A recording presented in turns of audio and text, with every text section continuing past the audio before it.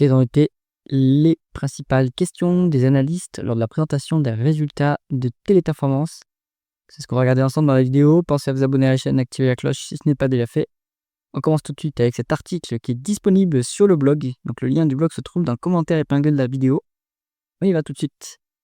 Lors de la présentation des résultats du premier semestre 2025 de Téléperformance, animé par Thomas Mackenbrock, vice-président, et Olivier Rigaudy, directeur financier, les analystes ont interrogé les dirigeants sur plusieurs aspects clés de la performance de l'entreprise. Première question de Rémi Grenu de Morgan Stanley. Il a ouvert le bal en s'interrogeant sur la trajectoire de LanguageLine Solutions.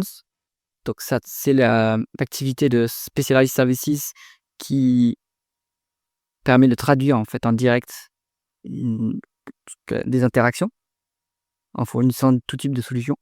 Donc l'analyste a noté une détérioration au deuxième trimestre par rapport à une croissance déjà faible à un chiffre annoncé plus tôt dans l'année.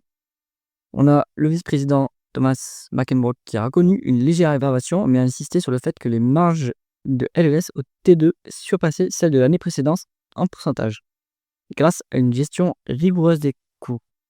Donc pour lui, il n'y aura pas de reprise spectaculaire en vue pour le second semestre, mais pas de chute brutale non plus, donc plutôt une stabilisation. Sur les core services en Europe, et notamment dans la région EMEA et APAC, donc Grenu, petite orthographe, a cherché à comprendre les raisons de l'accélération et Mackenbrock a souligné une dynamique gagnante, nouveaux contrats, expansion avec les clients existants dans les secteurs des biens de consommation, du gouvernement et du e-commerce. Ça explique aussi pourquoi les core services sont en croissance plutôt qui repart un petit peu. J'allais dire élevé, mais c'est pas vraiment élevé. On est à 3,5% en comparable. Mais bon, ça repart quand même. Les livraisons, donc il indique Mackenbrock, les livraisons depuis des hubs comme l'Égypte, la Turquie ou l'Afrique du Sud ont brillé, tandis que la marge d'EBITDA dans ces régions a grimpé de 9,3 à 9,7%, malgré des vents contraires sur les devises. Ouais, c'est le problème en fait de ces régions, hein. Les trois régions d'ailleurs, les trois pays, Égypte, Turquie et Afrique du Sud, sont en hyperinflation. Donc ça impacte évidemment à cause de l'effet d'échange. Sur la guidance de la marge, 15 à 15,1% à taux de change constant, Olivier Rigaudy a expliqué que l'impact des devises, estimé à 30 points de base, dépendra de l'évolution de l'euro. Bon là, il commence à baisser l'euro sur début août, fin juillet, début août, donc ça devrait aider les comptes du troisième trimestre. Si l'hyperinflation reste une inconnue, les transactions sont largement couvertes, limitant les risques. Ensuite, une autre question sur l'impact de la perte de contrat TLS et la valorisation des actifs. Donc TLS, c'est l'activité qui est en charge, qui outsource l'attribution de visa. On a Carl Green de RBC Capital Markets qui a mis le doigt sur la chute de la croissance donc des Specialized Services, à nouveau passé de 3,9 au T1 à 2,2 au T2, principalement en raison de la perte du contrat TLS. Donc Olivier Rigaudy a chiffré l'impact, 50 millions d'euros de ventes perdues au deuxième et troisième trimestre. Pas de projet de cession à l'horizon, pas de cession de TLS ni dans des activités de services Specialized Services, pardon. Donc l'accent est mis sur l'amélioration opérationnelle. Donc on va essayer de réduire les coûts et d'améliorer les opérations. Green a également questionné l'absence d'un EPS ajusté pour ce trimestre. Donc l'absence de présentation de BNA, bénéfice par action, bénéfice net par action, ajusté pour le semestre. Donc Rigaudy a précisé que cette métrique est traditionnellement calculée en fin d'année, sans intention de la dissimuler. Pour moi, un bénéfice par action, de toute façon, c'est pas très important. Le plus important en général, c'est l'EBITDA ou le résultat opérationnel qui met plus en évidence la tendance de l'activité opérationnellement parlant, puisque d'un point de vue financier, vous pouvez avoir des bénéfices nets en augmentation alors que vos activités se dégradent, donc c'est pas forcément très intéressant. Sur la valeur des actifs spécialisés, Mackenbrock a défendu leur potentiel, soulignant leur attractivité dans des segments comme les services de visa ou de santé.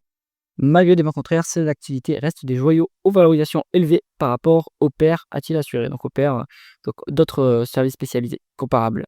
Après, c'est dur de trouver des valorisations de services spécialisés parce que ce sont souvent des activités qui sont non cotées. C'est souvent le private equity, donc assez compliqué.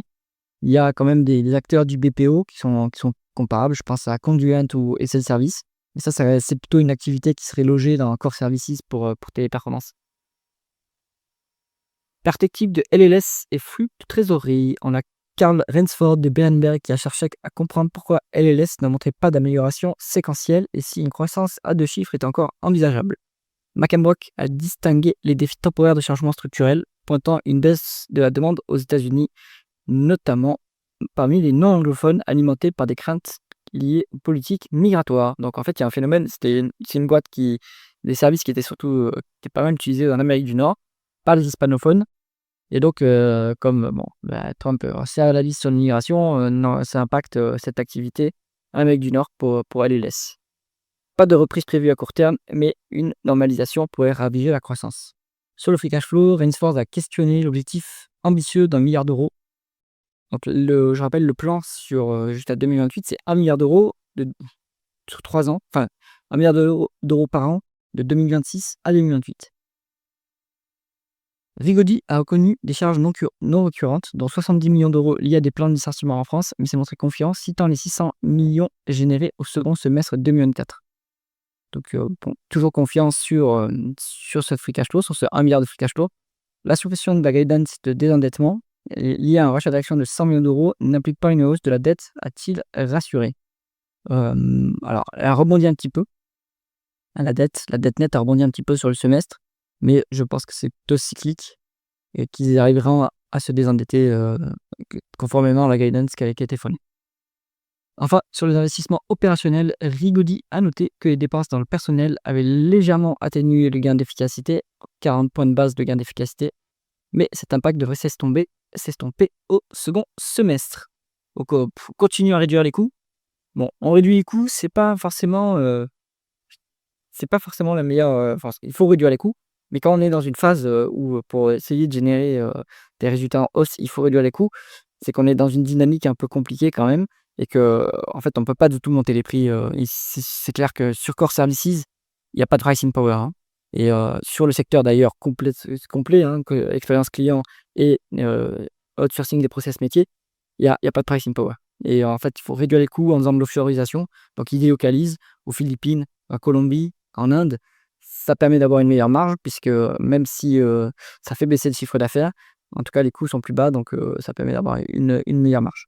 Mais bon, voilà, on est plutôt dans cette dynamique-là, hein, dans cette industrie. Et ça, c'est quand même compliqué. Hein. C'est pour ça qu'il faut absolument prendre les leaders quand on est dans une industrie aussi compétitive. Et le problème, c'est qu'il y a peu de croissance et qu'en plus, c'est compétitif. Donc là, ça reste, c'est compliqué. Contexte américain et perte de TLS. On a Nicole Mannion d'UBS qui a insisté sur les raisons de la faiblesse de LLS, s'interrogeant sur une éventuelle détérioration progressive ou un impact lié à l'IA. McEnroe a pointé un contexte spécifique aux États-Unis, on en a parlé plus haut, et non à la disruption par l'IA. Donc ça, c'est plutôt rassurant, mais en fait, je pense que même s'il se faisait disrupter par l'IA, il ne le dirait pas. Malgré ces défis, la marge de LLS reste robuste grâce à une discipline de coût exemplaire. Sur TLS, Magnon a cherché des clarifications sur le calendrier de la perte du contrat.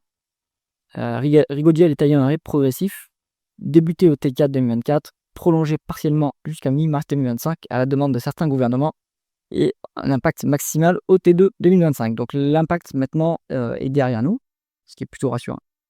Les dirigeants ont réaffirmé leur confiance en la résilience de cette activité, prête à rebondir dès que le contexte s'améliorera. Bon. Ensuite, divergence régionale et transparence. On a Benjamin Wild de Deutsche Bank qui s'est penché sur la divergence de croissance dans les core services avec une Amérique du Nord en difficulté face à une région MEA et APAC dynamique, hein, Middle East Africa et Asie-Pacifique. Hein.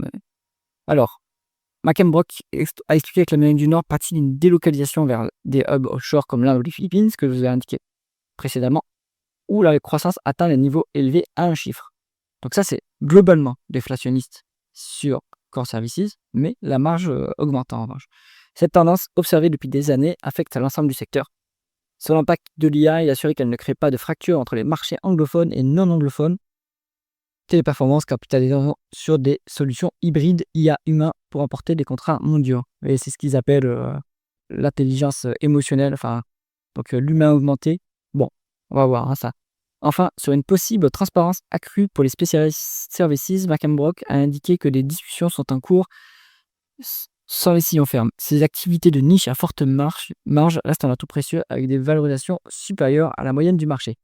Bon, j'aimerais bien trouver des valorisations comparables pour Specialized Services. Si vous en avez, dites-moi en commentaire. Parce que voilà, c'est souvent du private equity. Donc, on peut regarder les multiples de transactions lorsqu'ils ont lieu. Mais bon, finalement, c'est assez difficile de trouver.